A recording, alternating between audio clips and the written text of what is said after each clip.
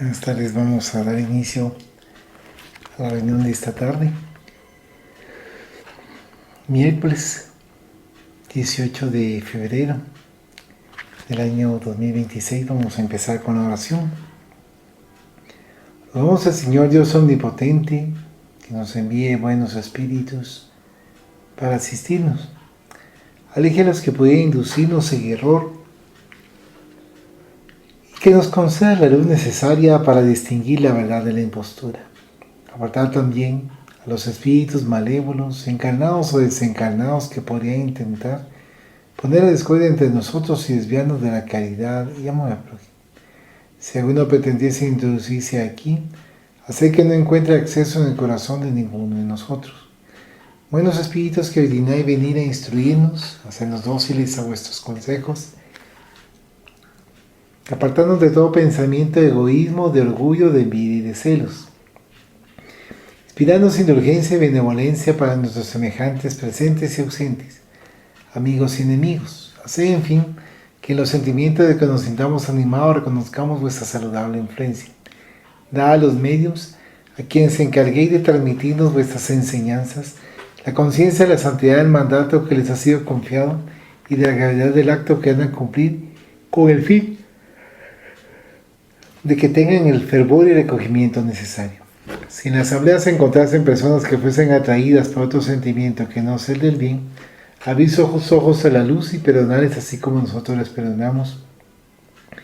Si vinieren con malas intenciones, rogamos especialmente al Espíritu de Genaro Valladolid, nuestro guía espiritual, que nos asista y vele sobre nosotros. Que así sea. Estamos leyendo el día miércoles el libro Psicología de la Gratitud, medium Divaldo Pereira Franco, y por el espíritu Juana de Ángeles. Hoy nos toca la página 99, subtítulo: rendirse a la gratitud.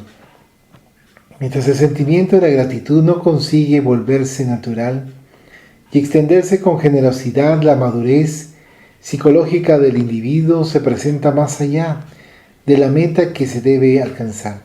Si se considera el deber de conseguirlo mediante el esfuerzo moral debidamente orientado, el individuo se aflige atormentado por los conflictos existenciales, valorizando las reacciones y los comportamientos negativos de la convivencia social. Su ausencia en la agenda emocional traduce primitivismo evolutivo, pues la ingratitud significa inferioridad moral, lo que requiere un tratamiento especializado y cuidadoso, como ocurre con las enfermedades que sutilmente devoran las entrañas del ser humano. El ingrato, en consecuencia, padece de ansiedad, de bajo nivel de autoestima, de temor a las confrontaciones y es portador de un complejo de inferioridad. Cuando sus afectos sinceros los homenajean o distinguen, o incluso cuando recibe demostraciones de cariño, por algún motivo se atormenta. Con soberbia en su interior, reprime el sentimiento de gratitud, demostrando el trastorno del humor del que es víctima. En otras ocasiones, experimenta disgusto o desaliento emocional, considerándose digno de mayor deferencia, mientras que inconscientemente envidia al otro el ser generoso y amigo que busca dignificar. Sospecha de la lealtad de cualquiera de sus afectos y busca motivos falsos para justificarse debido a la ausencia de mérito que reconoce conscientemente en una verdadera paradoja de conducta emotiva. Se refugia en una apariencia que disfraza los sentimientos, bloqueando las vías para sus relaciones, manteniendo actitudes agresivas y temerosas con los que aparta a las demás personas de su círculo de amistad, por otra parte, muy reducido. De ese modo, se complace en la soledad hasta el momento en que, atribuyéndose una sobrevaloración, se vuelve locuaz, importante, llamando la atención hacia sus títulos para destacarse, cuando después de esa catarsis glamorosa retorna al mutismo, a la conducta desagradable. En otras circunstancias es gentil con los extraños, siendo su meta conquistarlos a través de una imagen bien proyectada, pero luego de que consigue el objetivo vuelve a la descortesía. Estos pacientes encantadores fuera del hogar son verdaderos verdugos domésticos con quienes es difícil la convivencia. La sombra predomina en ellos y asfixia las manifestaciones del self, de modo que se mantengan en la posición de víctimas de la sociedad como individuos incomprendidos. La gratitud es un sentimiento digno que proviene de las profundas fuentes de la psiquis. Las decisiones superiores que dignifican al ser humano y a la vida se exteriorizan del psiquismo, el self, y son captadas por el córtex posteromedial, que transmite el mensaje a través de diversas redes neuronales encargadas de atender al impulso original para transformarlas en emociones de placer, de felicidad. Con una lentitud de escasos segundos, alcanzan el ápice en relación con las otras emociones que se expresan con mayor celeridad en la organización fisiológica. Por esa razón, las emociones derivadas de la gratitud están constituidas por bienestar, alegría, compensando los consumos energéticos derivados de las neurotransmisiones con ondas mentales armoniosas y benéficas. El hábito de ser agradecido mediante su repetición equilibra las descargas de adrenalina y de noradrenalina, al tiempo que el cortisol mantiene el control de esas sustancias químicas, neutralizando los excesos que podrían ocurrir, produciendo en consecuencia alteraciones glicémicas del ritmo cardíaco, como sucede con las emociones inferiores como la ira, el miedo, la ansiedad, la angustia. Mediante reflexiones sinceras, el individuo puede rendirse por completa a la gratitud, evitando conductas agresivas y actitudes mentales pesimistas. En ese análisis se descubre cuánto se posee, digno de reconocimiento, y qué poco se necesita para una vida plena. Lo esencial se encuentra siempre al alcance del ser en evolución, siendo el resultado secundario de una desmedida ambición del ego. Por medio de ese enfoque se pueden identificar determinadas faltas y carencias que, si son valorizadas, producen sufrimiento tan solo por falta de comprensión de su finalidad. Es el caso de las enfermedades, de los fracasos, de los fenómenos denominados aciagos, que forman parte del proceso de crecimiento moral y espiritual como consecuencia de las acciones del pasado que les dieron origen en existencias anteriores. Muchas veces, una decepción con alguien por quien se siente afecto, en vez de ser un mal, se convierte en un bien, pues el otro se pone al descubierto, facilitando la posibilidad de comprenderlo más allá de la sombra en que se oculta. Los fracasos de un momento, si fueran debidamente administrados, se transforman en lecciones de profunda sabiduría y liberan al ego de su compromiso afligente. En realidad, todo lo que acontece, incluso produciendo sensaciones desagradables o emociones desconcertantes, forma parte de las experiencias que promueven al ser humano, siempre que se comprenda su finalidad, expresando gratitud porque hayan ocurrido.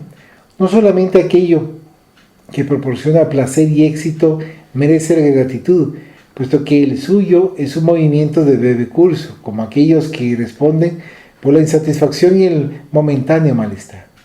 La comprensión lúcida de que todo tiene un sentido moral y un significado psicológico relevante proporciona armonía íntima, contribuyendo a la superación de cómo se encuentra a fin de alcanzar la plenitud. Por otro lado, muchas existencias dotadas de notables tesoros como equilibrio orgánico y salud, belleza, prestigio social y recursos económicos se atormentan debido al exceso y caen en el tedio, las fugas psicológicas que llevan a naufragios morales a tales privilegiados. Se presentan en consecuencia dos posturas: aquella que se caracteriza por la carencia, por el sufrimiento, por la falta de triunfos materiales que proporcionan alegría cuando son adecuadamente administrados, y la otra que está repleta de valores preciosos pero vacía de significado. Es indispensable, sin duda, la entrega sin restricciones a la gratitud, a la vivencia de la alegría de aprender, a la conquista de la salud integral en marcha hacia la individuación, la perfecta integración con el eje ego-self. La psicología de la gratitud se abre entonces en una gama de excelentes recursos que propician la felicidad del ser humano.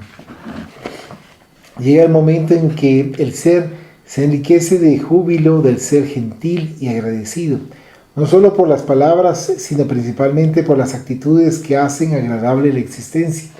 La gratitud convierte al mundo y a las personas en más bellas y más queridas. Número 5. La gratitud como guía de vida. El ser humano, ante su conciencia, la búsqueda del self colectivo, mediante la gratitud y la plenitud.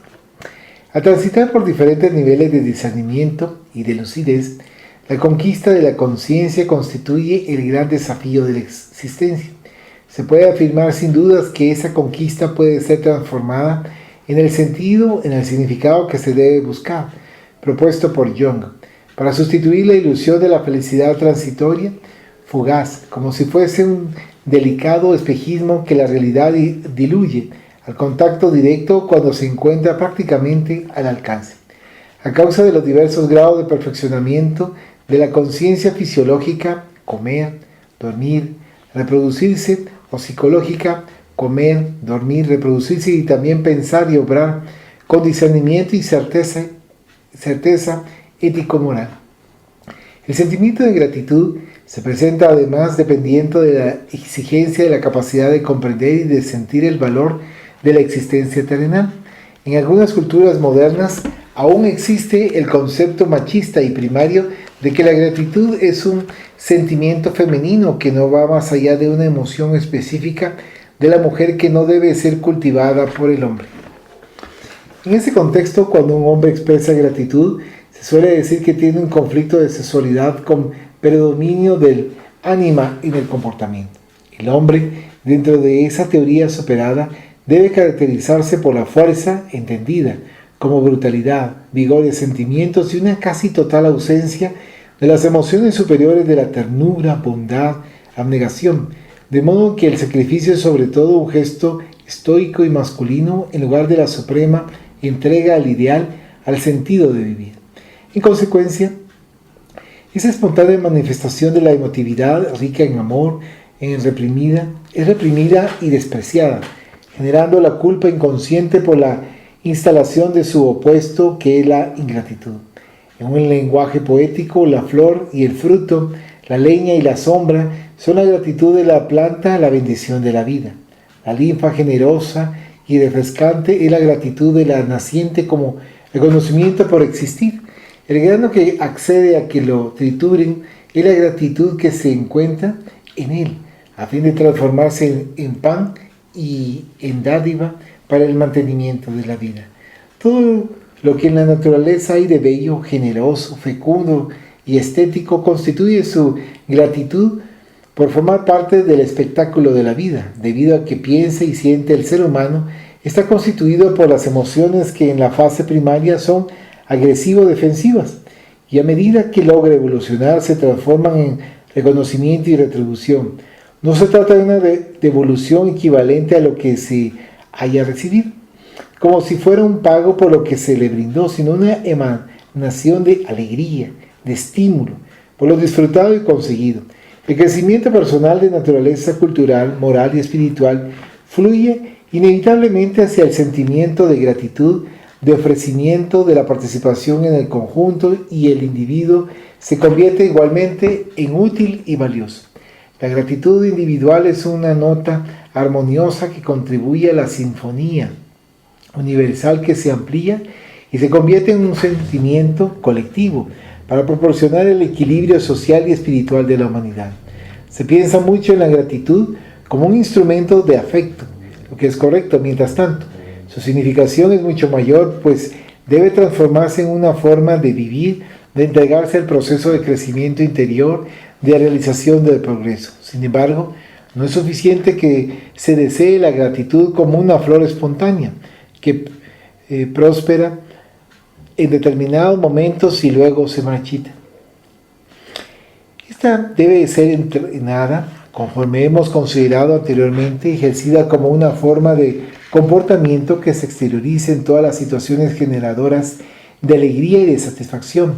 Por lo común, los portadores de trastornos de conducta, los psicóticos y todos aquellos que padecen la psicopatología se muestran ingratos, pierden el contacto con la realidad de los sentimientos y vuelven al primitivismo egoísta y soberbio de las actitudes negativas. Es claro que las enfermedades de tal índole, como resultado de problemas en el archipiélago de las neurocomunicaciones, presentan carencia de serotonina, de noradrenalina, de dopamina, que debilitan las emociones superiores y frustran las comunicaciones de la afectividad.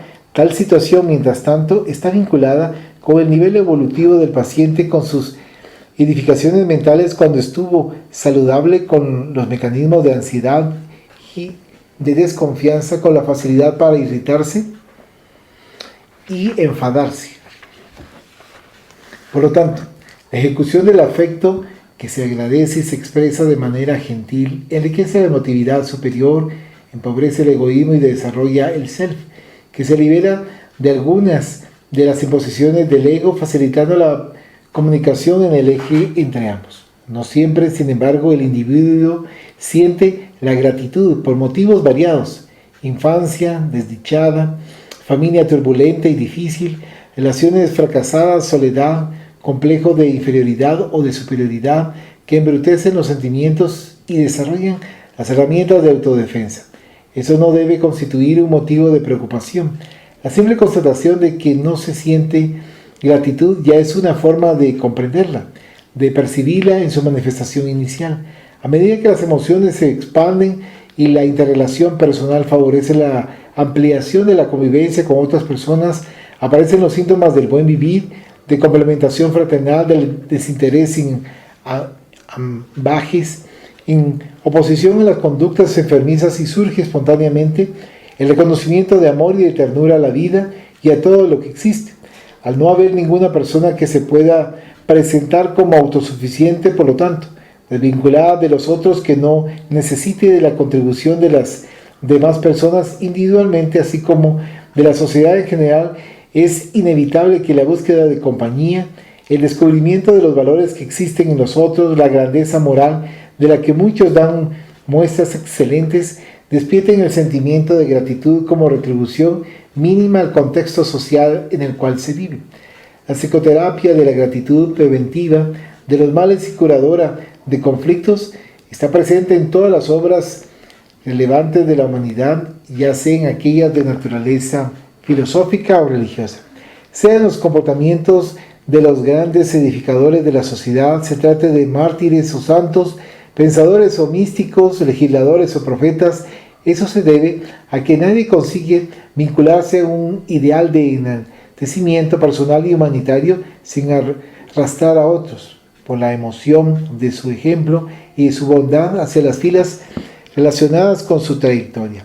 El sentimiento de gratitud tiene naturaleza psicológica y de inmediato acciona el gatillo y se transforma en emoción y sensación orgánica.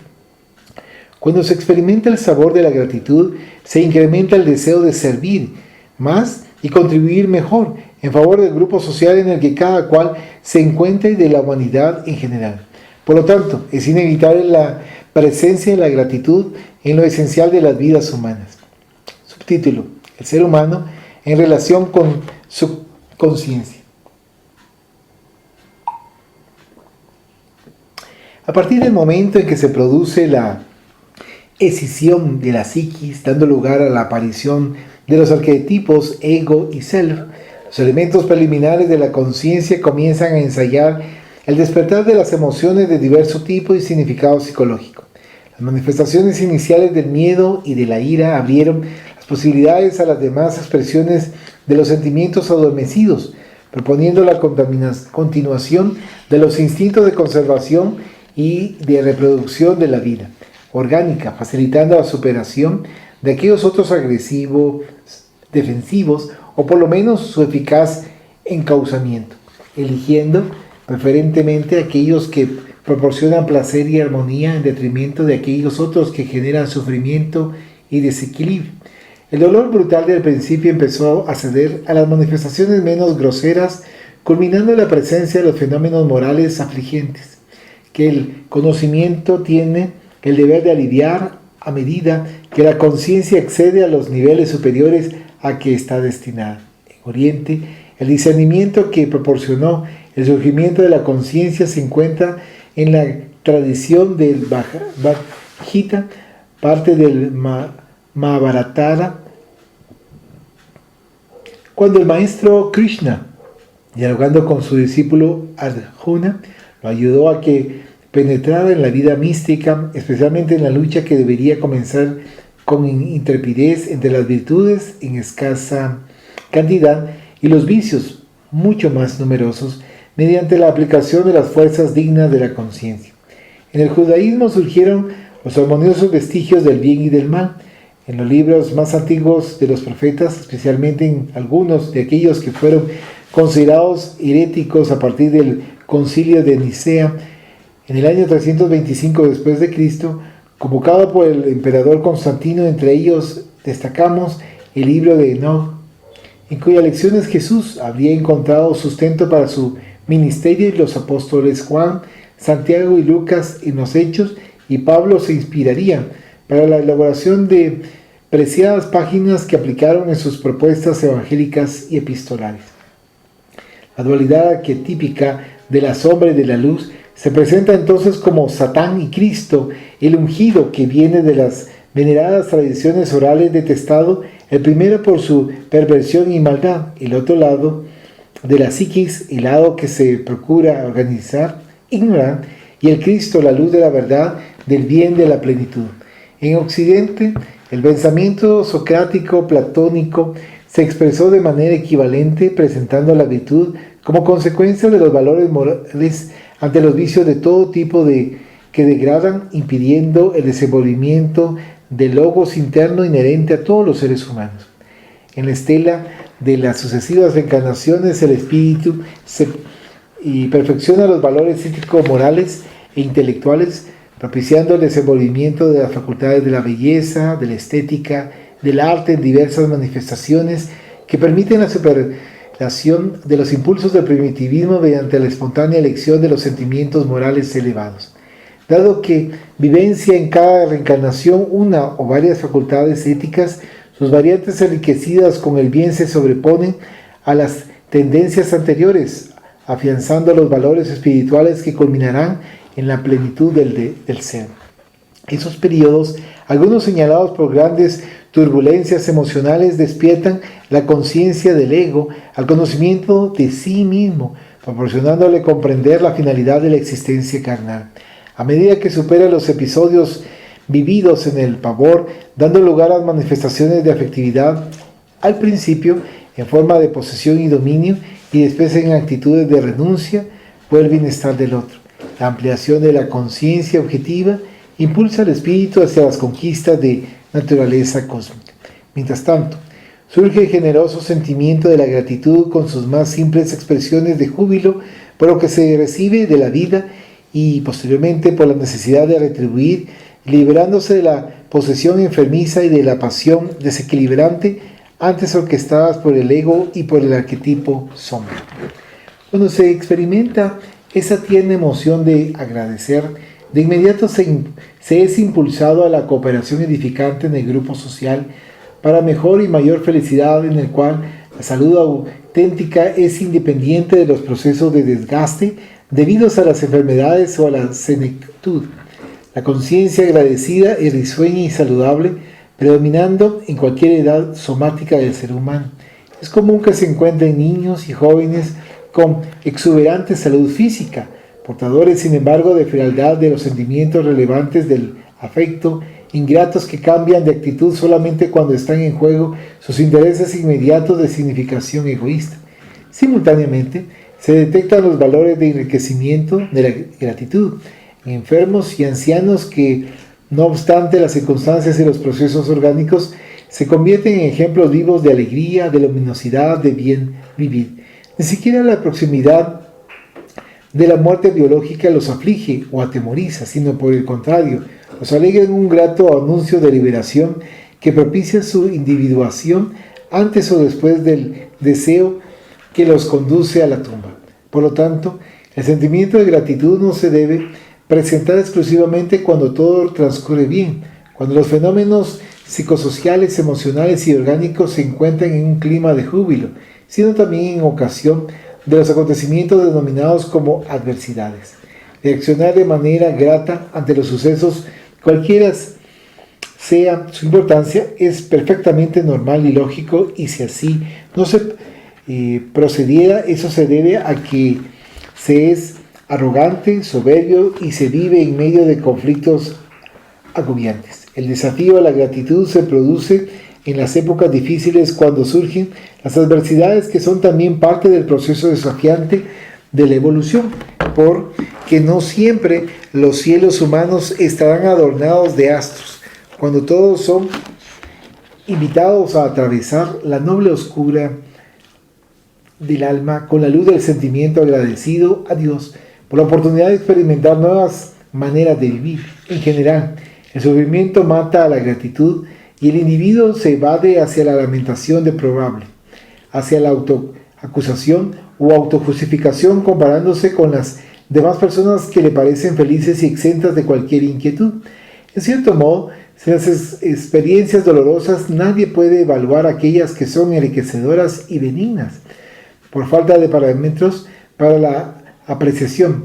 En esos momentos más difíciles es necesario liberarse de la rabia, de la tristeza, evitando la ingratitud por los bienes acumulados y por las horas dichosas vividas con anterioridad, continuando con amor a la vida, incluso en esas circunstancias indispensables.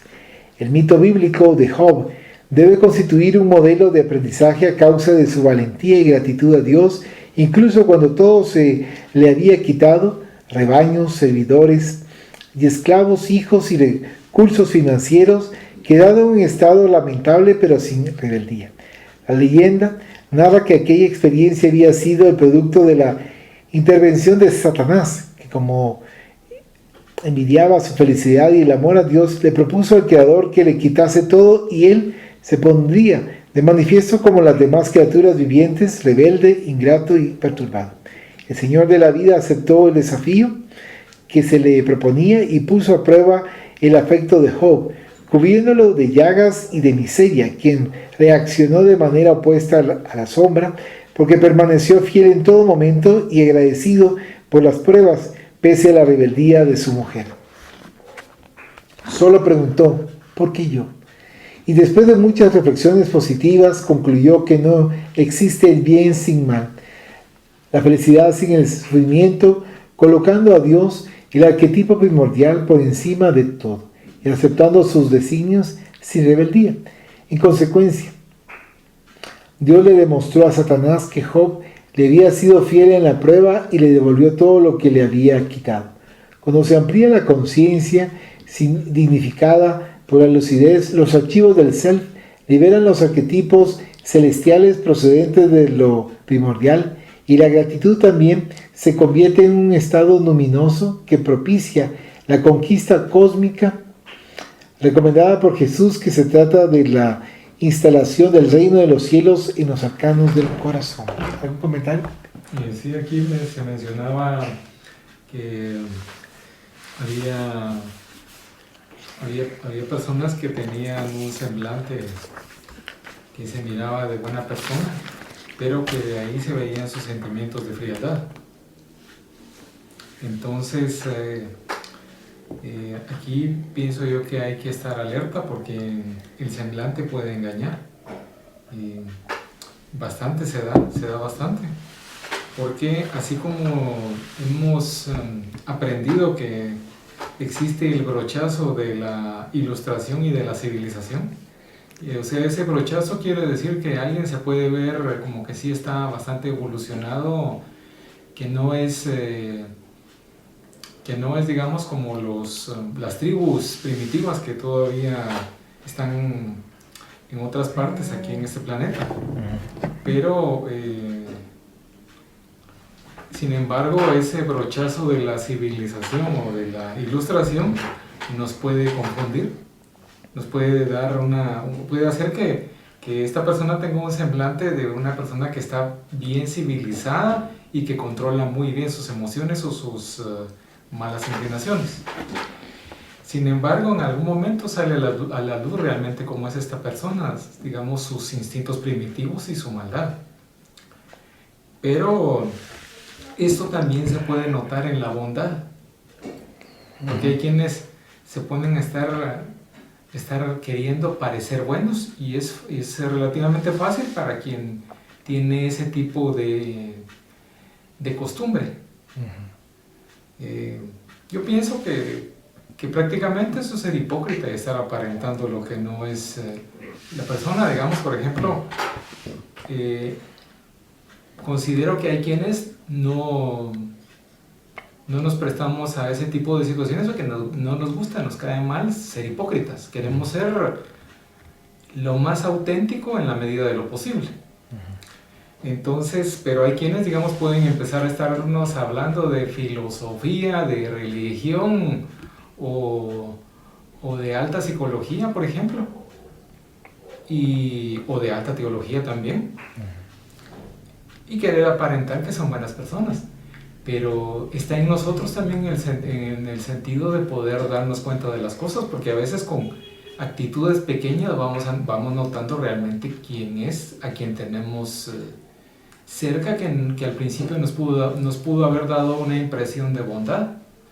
Entonces debemos tener cuidado, porque si caemos en la trampa de prácticamente estar ciegamente pensando en que alguien nos puede estar guiando o sugiriendo, entre comillas, cosas que aparentemente van a ser buenas, hay que recordar siempre que un buen árbol no puede dar malos frutos. Eso siempre hay que tenerlo presente.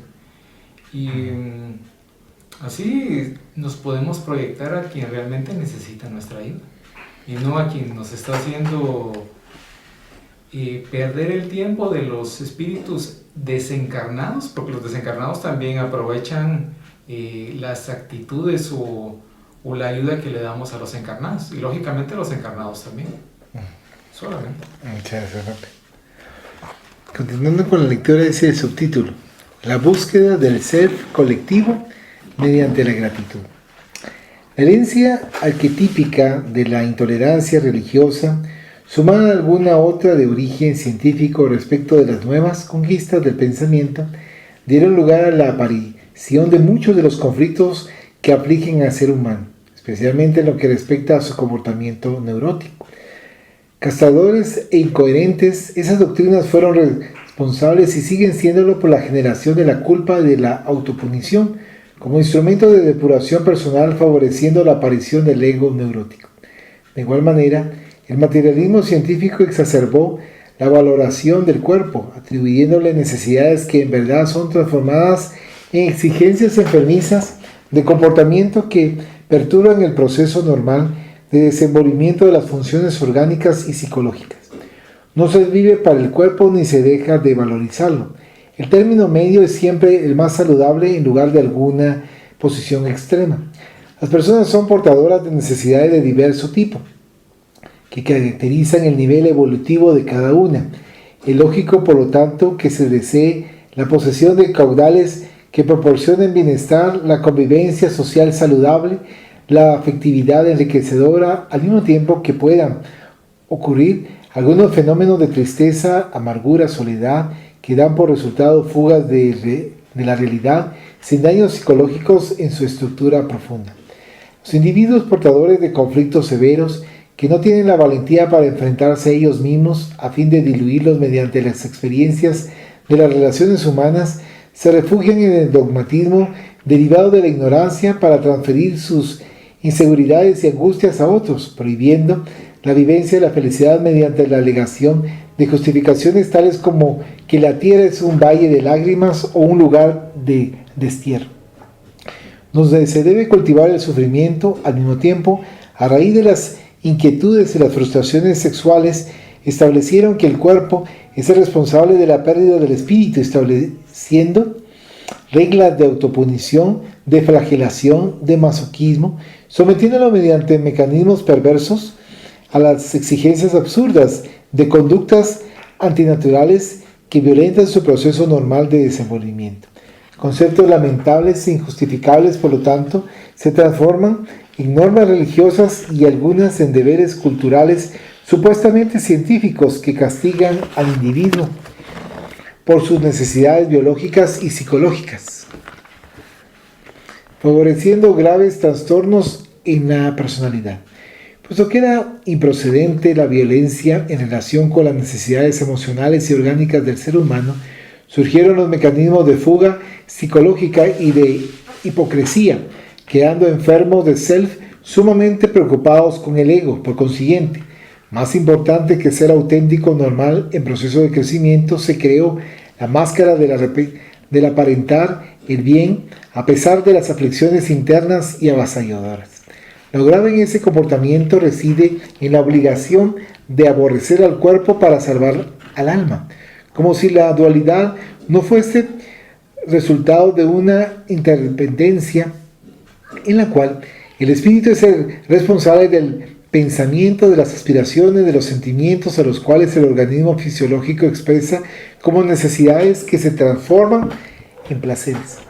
Responsable del cuerpo en el que transita, el espíritu lo modela a través del superespíritu encargado de las experiencias anteriores de otras existencias, elaborando sus necesidades de acuerdo con la conducta y las acciones felices o desdichadas que en aquella ocasión haya practicado. El sentimiento de gratitud, en consecuencia, desaparece para dar lugar al de desaliento por la vida física y de resentimiento por los propios fracasos, cuando en vez de ese comportamiento, la tierra es una sorprendente escuela de bendiciones donde se experimentan situaciones reparadoras y otras de edificación, avanzando siempre rumbo a la plenitud. La persona normal siente deseos de amar y de ser amada, de ambicionar y de conquistar cualidades que pongan en evidencia su nivel de evolución intelecto-moral, de sonreír y de llorar, como fenómenos comunes de cada día. No existen personas que carezcan de tales anhelos, excepto cuando atraviesan dolorosos trastornos psicóticos que invalidan su discernimiento y su capacidad de comprender. Lo importante es la manera como se aspira y el nivel de equilibrio que debe tenerse en cuenta, evitando todo abuso o exceso derivado de la insatisfacción neurótica. Es un fenómeno normal el deseo de ser aceptado en el grupo social y estimado, donde se encuentre sin ningún perjuicio para su evolución moral, sino por el contrario constituye un estímulo para el desenvolvimiento de los valores adormecidos. Cuando el ego padece neurosis, se pone de manifiesto los trastornos que son frutos espurios de los fenómenos castradores, tales como hablar demasiado o no decir nada, vivir en permanente lucha por el poder o perder por completo el interés de alguna aspiración, aguardar la afectividad de los otros sin el empeño en entregarse a las demás personas, falsas conductas de autovalorización en detrimento de aquellos que constituyen el núcleo familiar o social. Lo más grave en esa conducta es la manera como se exteriorizan las manifestaciones del ego neurótico. Algunas personas se presentan agresivas, desvelándose con facilidad, imponiéndose sobre los otros sin ocultar los conflictos en que se debaten. Mientras tanto, otras más hábiles y simuladoras saben cómo manipular al prójimo y parecer víctimas de las incomprensiones, cultivando la autocompasión y dando lugar a desarmonía donde quiera que se encuentre. Las variantes de esas manifestaciones neuróticas tienen diversas formas de manifestarse, exigiendo de todos cuidados especiales en las relaciones a fin de evitar conflictos más graves, porque los pacientes de esa naturaleza se encuentran siempre prevenidos, según un mecanismo permanente de defensa, como si estuviesen amenazados exteriormente. A pesar de esos deberes ancestrales y de esas herencias culturales perturbadoras, el self personal intuye el mejor camino a recorrer y desecha los tormentos neuróticos del ego, abriendo espacio para la comprensión de la finalidad de la existencia, que debe ser cultivada con alegría incluso en los momentos de desafío y de dificultades, ampliando su ámbito de realización hasta mezclarse en el conjunto de la colectividad como una forma de gratitud por la vida. A medida que el ser se decide a desenmascarar al ego neurótico y se propone la disolución de sus conflictos, se modifica la realidad en el paciente, que comienza a convivir mejor con sus propias dificultades, comprendiendo que le cabe realizar un análisis más cuidadoso respecto de su conducta personal y social, que no pueden ser correctas dado que se expresan en sentido contrario a la corriente, es decir, al modus vivendi de la sociedad. Lentamente, el individuo percibe, mientras tanto, cuántos valores positivos se hallan presentes en su interior y aprende a respetar la vida y sus oportunidades con alegría, modificando alguna u otra circunstancia o realización y descubriendo al mismo tiempo la bendición de la gratitud por todo lo que le ocurre y disfruta, ampliándose en dirección a la sociedad. El self colectivo propicia que se adapte dentro de su contexto y sin que pierda su identidad y sus conquistas, se mantiene feliz por comprender la utilidad de su existencia en relación con otras vidas y con el conjunto cósmico. Nadie que pueda eximirse de esa fantástica percepción que enriquece con la saludable alegría de luchar y perseverar en los ideales que promueven el bienestar colectivo y la felicidad de todos. En ese inmenso océano de gracias, el espíritu descubre qué importante es su contribución a favor del conjunto y cuán necesario es que produzca su propia evolución. Inevitablemente, poco a poco, los complejos de inferioridad, los trastornos de comportamiento, los conflictos arquetípicos ceden lugar al ego equilibrado bajo la saludable administración del self, estructurando la nueva sociedad del porvenir. Es en ese momento que la gratitud ilumina interiormente al ser humano y lo convierte en un elemento valioso dentro del conjunto espiritual de la humanidad. ¿Algún comentario?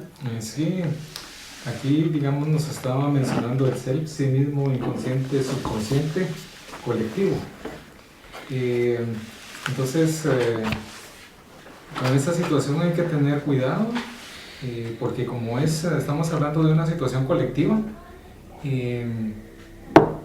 podemos tener el inconveniente de que si alguien nos está influenciando de manera manipuladora, de una forma de manipulación, ahí no va a haber armonía. O sea, puede darse la desarmonía, sea porque haya un dirigente que está como de una forma en la que está haciendo como un títere, o no precisamente el dirigente, pero sí los otros que están aprendiendo, digamos. Hay inconveniente porque esta situación de manipulación puede contagiarse en el sentido de que viene alguien, a mí me da la charla de la bondad y de que es re buena gente, yo le creo, entonces empiezo yo a estar validando a esta persona, y luego puede tener ciertas actitudes que son actitudes que no son correctas, que son equivocadas, pero lo está haciendo con hecho pensado. Y si yo valido a esta persona, yo digo, no, es que este fulano o fulana son muy buenas personas, entonces estoy influyendo en los demás. Y puede ser que no todos, pero tal vez algunos caigan en esa manipulación en la que yo caí, de la que yo me volví víctima, y sin darme cuenta lo estoy esparciendo. Entonces considero yo que hay que tener cuidado, y tenemos un ejemplo de eso en nuestra familia. Nosotros estuvimos viviendo en la zona 1, y cuando vivíamos en la zona 1 había una mujer que le estuvo haciendo mucho daño a nuestro papá durante años. Le daba impresión de ser buena gente, y por esa impresión que hizo, porque prácticamente le estuvo manipulando, mi papá dejó de ayudar a personas que pudo haber ayudado. Mi papá tenía la intención de ayudar bueno, a él le gustaba ayudar a los demás, pero por esta influencia de esta mujer dejó de ayudar a personas. Más bien a veces esta mujer le decía, no, si esta persona solo se aprovecha de ti, René, no le ayudes porque te va a pagar mal. Y mi papá se dejó influenciar, pero hay que tomar en cuenta también que esta persona no solo le influenció manipulando, sino que además le hizo daño con brujería. Entonces, con eso movilizaba, ella no se daba cuenta de cómo funciona todo eso, pero al estar movilizando energías y espíritus obsesores, ya no iba a tener mi papá la mente clara, no iba a tener la mente así despejada. Entonces era prácticamente como que ella estaba al pendiente de él mucho tiempo, y tal vez miraba que mi papá ya tenía un destello de lucidez, entonces ella miraba qué podía hacer para perjudicarle y mantenerlo así, digamos, como una venda en los ojos. Entonces, gracias a Dios llegó un momento en el que ya sí se dio la oportunidad de que salieran a la luz todas las barbaridades que hizo esta persona. Mi papá se liberó y nosotros también, en cierta manera, porque también creíamos en esta mujer. Y luego ya estando lejos de ella, ya gracias a Dios empezaron a darse ciertas actividades para ayudar a los demás que antes no se habían podido dar. En cierta manera es como que si hubiéramos tenido un atraso, como que si hubiéramos tenido un atraso en el bien y las diferentes formas en las que se puede hacer el bien, porque una de esas maneras de hacer el bien es el conocimiento que estamos aprendiendo ahora. Entonces, al estar ahí, digamos, cerca de esta mujer, que estar leyendo o aprendiendo de espiritismo, nada que ver. Entonces, porque llegó el punto en que esta mujer llegó al colmo del descaro de hacerse pasar por medium. Se hizo pasar por medium aprovechándose de la buena fe que teníamos nosotros digamos, en esa situación que no nos imaginábamos, ni siquiera pasaba por nuestra mente el tipo de persona que era con la que estábamos tratando. Y fue un tiempo bastante largo en el que estuvimos cayendo nosotros en ese engaño.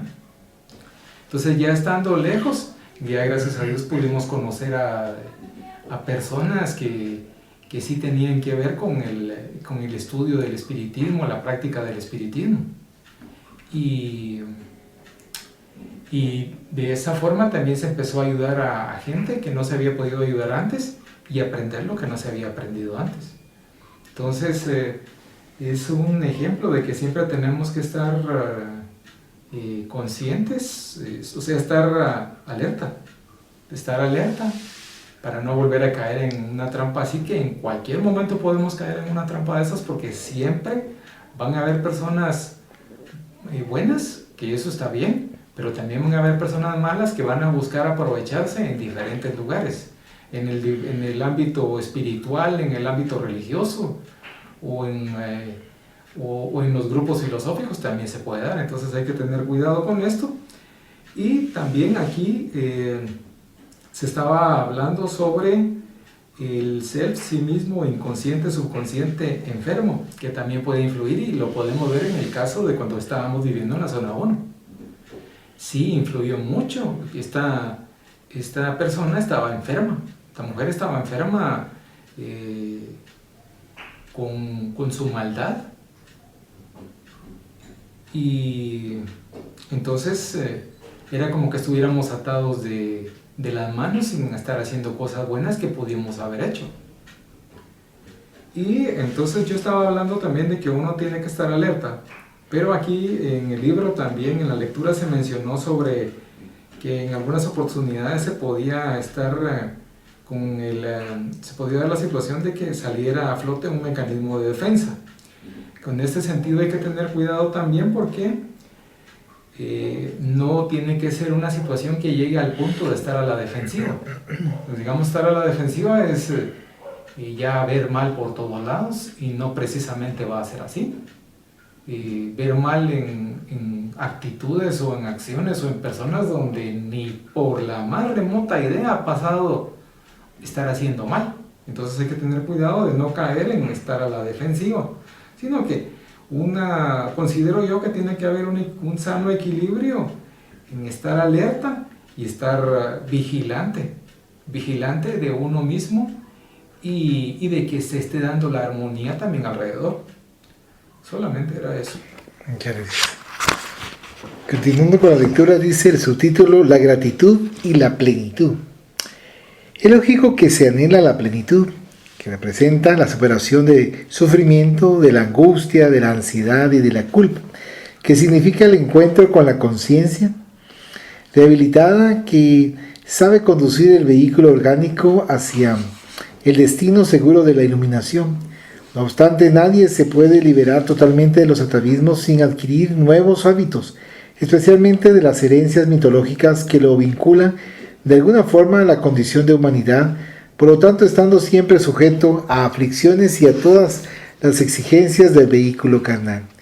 Pensar acerca de la plenitud como ausencia de inquietudes es una ambición utópica, dado que la propia condición de transitoriedad del vehículo orgánico hace que se comprenda el fenómeno de su desgaste, de la degeneración que le es propia, de las alteraciones y los cambios de constitución, produciendo malestar, dolores y psicológicamente ansiedad, melancolía e inquietud. La plenitud es el estado de armonía entre las manifestaciones psíquicas, emocionales y orgánicas resultantes del perfecto ordenamiento de la mente, del self, que también posee alguna forma de sombra como el ego, integrándose sin resistencia a fin de que se recupere la unidad. Esa conquista luminosa, resultado de haber conseguido la autoconciencia, libera el sentimiento de gratitud que forma parte de la individuación, produciendo un aura de luz maravillosa en torno del ser que ha triunfado sobre sí mismo. El acto de alcanzar ese estado psicológico de autointegración facilita la perspectiva de una expansión de la conciencia en dirección de la divinidad, de donde procede y hacia donde retorna, siempre que concluya alguno de los innumerables ciclos de aprendizaje terrenal. Es natural, por lo tanto, que la jornada humana esté caracterizada por los experimentos psíquicos de desenvolvimiento del Dios interno, a que ya nos hemos referido, y de la liberación de los síndromes que se transforman en bastones psicológicos para justificar la falta de crecimiento interior, la permanencia en la queja, en el mal humor, en la parálisis emocional en que se complace con un lamentable mecanismo de masoquismo.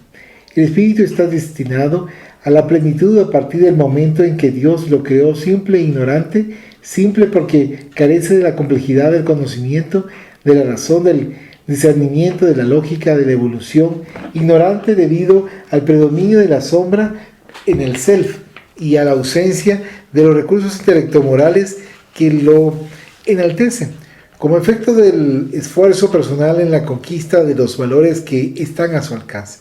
Es natural, por consiguiente, que ocurran conflictos constantes caracterizados por momentos de valentía y de decepción, por anhelos de crecimiento y temores a raíz de las conquistas liberadoras, por deudas y por melancolía. La sombra acompaña inevitablemente al ser humano mientras él se encuentra en el proceso de autoiluminación, cediendo lugar a la armonía cuando se produce la liberación de la materia. Según el historiador griego Heródoto de Halicarnaso, Solón, el noble filósofo, en diálogo con el rey Creso de Lidia, conocido como el hombre más rico del mundo en su tiempo, que se consideraba feliz por los tesoros que había acumulado, después de presentarlos al sabio, le preguntó, eufórico, cuál sería, según su opinión, el hombre más dichoso del planeta, y como el genio atendiese, le informó que había conocido a un joven de nombre Telus, que se destacó en Atenas por la nobleza de su carácter y por la abnegación a quien consideraba. De ese modo, el soberbio monarca volvió a la carga con una nueva averiguación. En su opinión, ¿cuál es el segundo hombre más feliz del mundo? Creyendo que sería mencionado como ejemplo, y sufrió un nuevo disgusto ante la respuesta del eminente invitado, que le informó que había conocido a dos hermanos que cuidaban a su progenitora, y cuando esta desencarnó, dedicaron su valiosa existencia a servir a la ciudad-estado. Creso ya no pudo contener su decepción y dejó de mostrarse amistoso con el invitado, que realmente era el más sabio de aquella época. Solón conservó la calma y en el momento de la despedida le dijo: Rey, nadie puede garantizaros que sois feliz hasta después de vuestra muerte, porque son muchos los incidentes y acontecimientos que modifican los transitorios estados emocionales y económicos de las criaturas. De hecho, posteriormente, después de la muerte de su hijo Actis, en circunstancias trágicas y de que ocurriera la destrucción de su país, que sucumbió a las tropas del Ciro el Grande de Persia, al ver que Sardes, la capital de Lidia, estaba en llamas y todos los tesoros en manos de los invasores, él concordó con Solón y proclamó en el poste en el que sería quemado vivo: oh Solón, cuánta razón tenías. Como lo escuchó Ciro, el conquistador, que también amaba a Solón, el filósofo le preguntó cuál era la razón por la cual se refería al noble sabio, y después de que el condenado le narrara la experiencia, Ciro le perdonó la vida, convirtiéndolo en su auxiliar para el control de sus bienes y como educador de Cambises, su hijo. La transitoriedad de los bienes materiales, incluso de recubrimiento celular, hace al espíritu reencarnado vulnerable a las situaciones normales de la existencia física. Creso, pionero de la fundición de monedas de oro, poseedor de una inmensa fortuna en oro, arrastrada por las aguas del río Pactolo, que dividía la capital de Lidia, no tuvo en cuenta ser agradecido a la vida, pues pensaba solamente en acumular, pese a que fue víctima de las circunstancias al haber sido padre de un sordomudo y de que un heredero haya experimentado una desencarnación trágica atravesada por una lanza que arrojó su amigo Adastro, hijo del rey Midas de Frigia. Lo que se posee constituye un adorno y es indispensable considerarse psicológicamente de acuerdo con lo que se hace, lo que se es y con todo aquello que se elabora interiormente para transformarlo en gratitud por la existencia, por la oportunidad de autoiluminación. Pese a su colosal fortuna, Creso no era realmente feliz, pues no pudo evitar el nacimiento de un hijo disminuido, ni la muerte del heredero amado, y mucho menos la invasión y destrucción de su reino. No obstante, cuando se permitió la humildad de reconocer que Solón tenía razón, consiguió que su vida, tanto como la de sus familiares, quedara libre de la muerte nefasta que invariablemente se reserva a los derrotados. Incluso merece ser considerada la manifestación de Ciro cuando liberó al rey y a su familia de la dominación. Deseo que se tenga en cuenta mi generosidad, pues si algún día llegara yo a caer como víctima en alguna batalla, espero que se aplique la misma misericordia para conmigo, de conformidad con el modo en que la aplico con el Creso. Los valores morales, las conquistas espirituales son los que responden por la gratitud que resulta de todas las oportunidades de crecimiento y de valorización de la existencia, enriqueciendo al ser humano de generosidad, la hija directa de la sabiduría de vivir. Aquel que es agradecido, que sabe reconocer su propia pequeñez ante la grandeza de la vida, alcanza la plenitud y la felicidad. Los valores morales, las conquistas espirituales son los que responden por la gratitud, que resulta de todas las oportunidades de crecimiento y de valorización de la existencia, enriqueciendo al ser humano de generosidad, la hija directa de la sabiduría de vivir. ¿Algún comentario? Sí, aquí también se estaba mencionando de la gratitud y la plenitud. Que la plenitud se tomaba como armonía. Y efectivamente, se podría decir que es como que fueran de la mano. Dependiendo también del nivel de armonía que se puede tener. Esto, digamos, tendría más o menos, tendría que ver con lo que se mencionaba de que no se puede hacer, digamos, no se puede saltar una etapa. O sea, como lo que se decía de que la naturaleza no da saltos. Que esto tiene que ser paulatino, pero tiene que estar firme la voluntad.